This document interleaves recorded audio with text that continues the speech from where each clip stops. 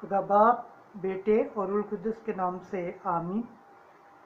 यशवा बिन सराह की किताब 27 बाब 30 आयत से 28 बाब की 7 आयत तक।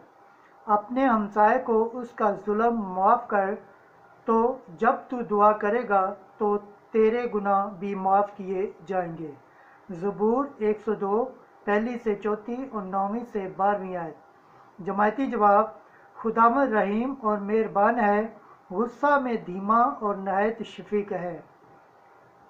नारा हम खुदावंद फरमाता है, मेरी भेड़ें मेरी आवाज़ सुनती हैं, मैं उन्हें जानता हूँ और वो मेरे पीछे पीछे चलती हैं।